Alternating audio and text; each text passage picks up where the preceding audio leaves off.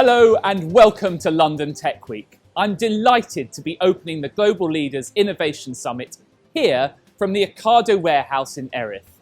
I've chosen to give this speech here because it's home to a very special operation, and it's a great example of the way digital technology has transformed our lives in recent years, and especially in the last few months.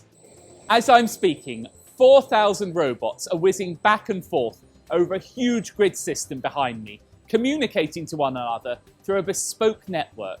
In a single day, collectively these bots travel 4 times around the world.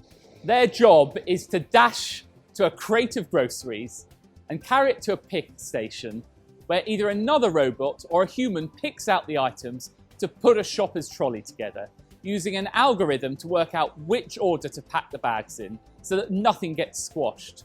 Those bags are then packed into a van and shipped to your door, and indeed my own door.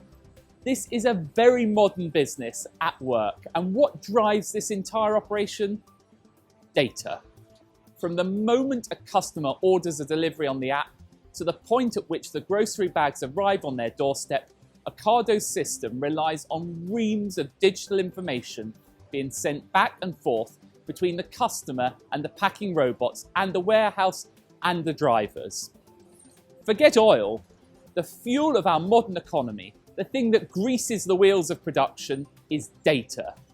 Data is now one of the most valuable commodities in the world, and I want to make sure that the UK is in a position to enjoy all the opportunities that it has to offer. Data hasn't just provided an economic shot in the arm for thousands of businesses like Ocado. In an increasingly digital world, it empowers our personal lives. From the apps we use for personal budgeting and managing, to our exercise regimes, to online banking.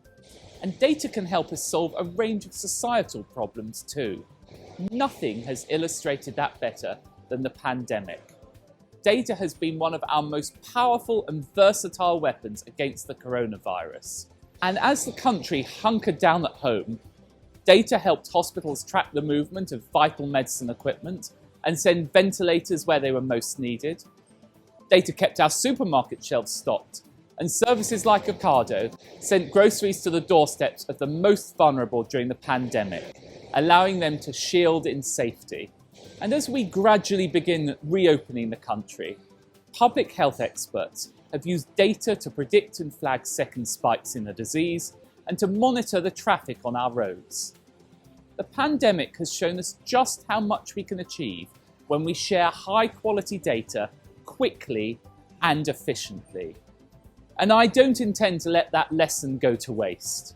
And now that data is the driving force behind the world's economies, I want to make sure that British businesses are in a position to make the most of that digital revolution. So today, I'm publishing a new national data strategy, an ambitious pro-growth declaration of intent for the use of data in the United Kingdom over the next few years. One that seeks to maintain the high watermark set during the coronavirus, where we're able to use data quickly, efficiently and ethically to combat an unprecedented global pandemic.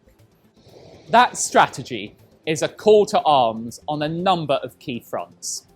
It aims to make data available across the economy so that companies and civil society organisations, large and small, can use it to innovate, experiment and expand their operations. Crucially, it aims to do so in a way that continues to protect citizens' privacy and rights. Whenever we use data, we want to ensure we do so ethically and responsibly.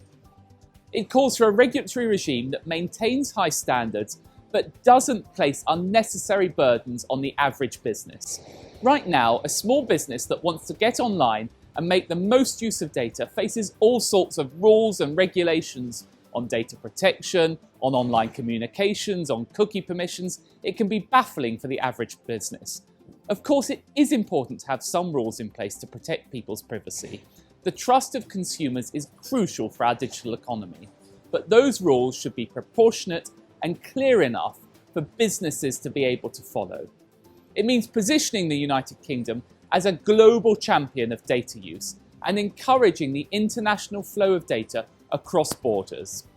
And it calls for a radical transformation of the way the government uses and shares its own data to improve a range of public services.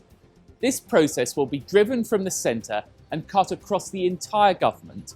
It will strengthen the accountability of departments, put citizens at the heart of the government digital and data transformation, and make sure government itself has the right digital expertise. That drive for expertise in government starts right at number 10, who I'm pleased to announce will be offering up to 10 fellowships each year to attract world-class tech talent into the heart of government. The programme is inspired by the US Presidential Innovation Fellowship, which boasts the co-founder of the Earth Genome Project as just one of its many esteemed participants. Those fellows will sit within the number 10 and the Government Digital Service and use their unique skills to contribute to the kind of fulfilling, challenging projects that only the public sector can offer, ones that have a huge impact on society as a whole.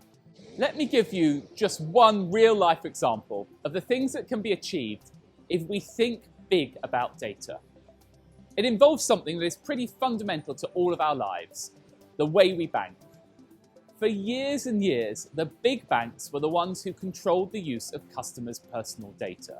But then, the government and businesses rolled out open banking, handing control of that personal data back to the customers themselves. They were able to share data with third parties like startups and shop around for a better deal. Firms such as Tully are now able to analyse data quickly and accurately to help customers manage their debt. Another, Canopy, helps customers track their rental payments to improve their credit score. We want to take the same approach with energy, telecoms, pensions, to give customers the power to use their own data to find a better telephone tariff and open their doors to disruptors in every part of the marketplace.